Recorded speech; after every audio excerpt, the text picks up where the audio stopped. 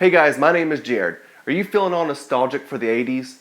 Or maybe you weren't even born during the 80s, but you want to fake it in video. If you're going to want your video to look like it was shot in the 80s, you have three options. The first is to get a camera that was used in the 80s.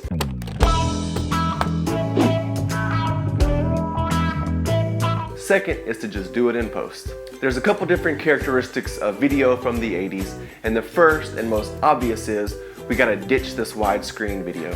So how we're gonna ditch that widescreen footage to begin with is we're gonna create a new project and we're gonna make it a native 4:3 ratio, just like it was in the 80s.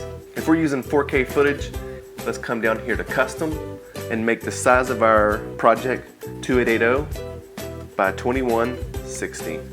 The frame rate used back then, of course, 29.97p frames per second. Actually, it would have been interlaced, but we're gonna leave it progressive because probably this project is going on the internet. As a side note, if you wanted to create your project and you're using 1080 footage, you'll select custom and then use the size 1440 by 1080. And again, you'd want to use the 29.97 frames per second, unless you have a reason otherwise. Let's dump some footage onto this timeline. And here we are with the problem.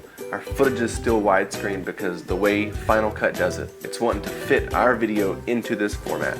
So the first thing we need to do is select all of our clips, come down to Spatial Conform, and say Fill.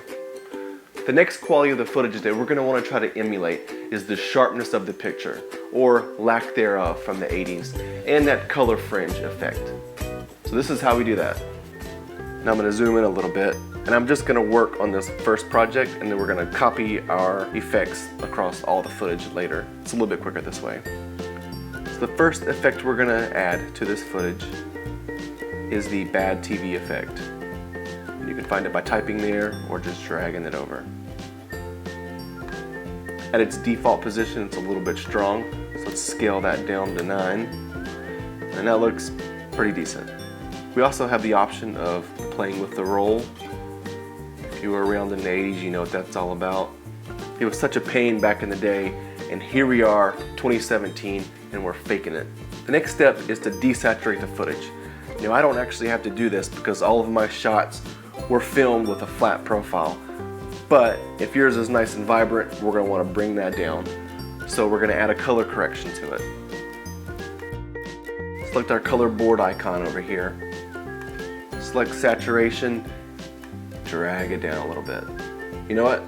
Maybe I will desaturate just a little bit more, just for you guys. Now, one thing that's missing, it's looking great, but as you can remember from the 80s, there was always the time and date stamp on the footage. So we're gonna come to our titles.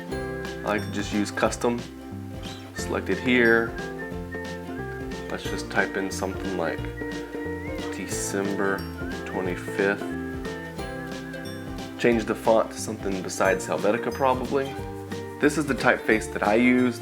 There's probably a lot better options, but I tend to be lazy in my filmmaking at times. So this date is a little bit big, so we're going to scale it down, maybe even a little less, 55 points.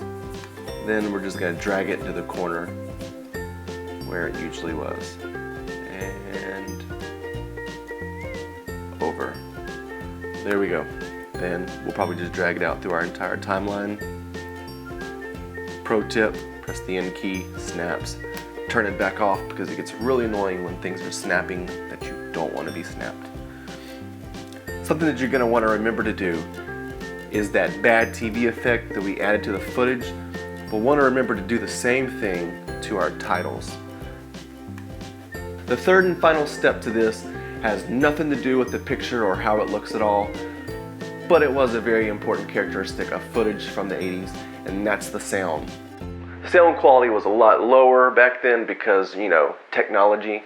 So we're going to emulate that now. So in our effects panel, if you come down to audio, there's one called Vintage Radio.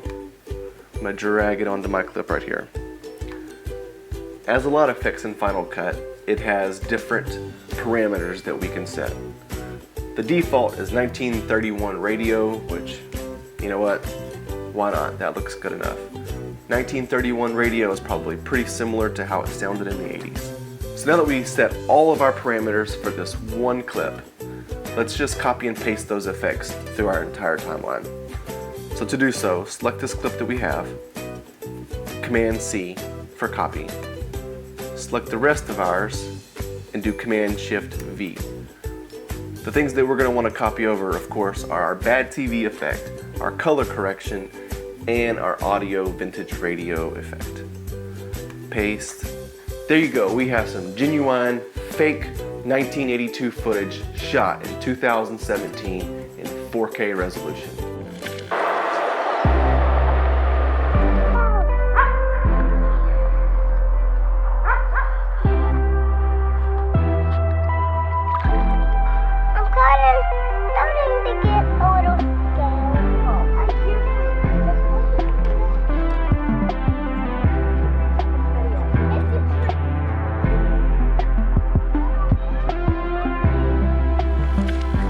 So what do you think about this effect? What would you add or do differently than I did? I'm really just learning all this process, and so I'm curious about what you would do. You can let me know in the comments down below, and if you like this kind of content, feel free to subscribe, and until next time, bye.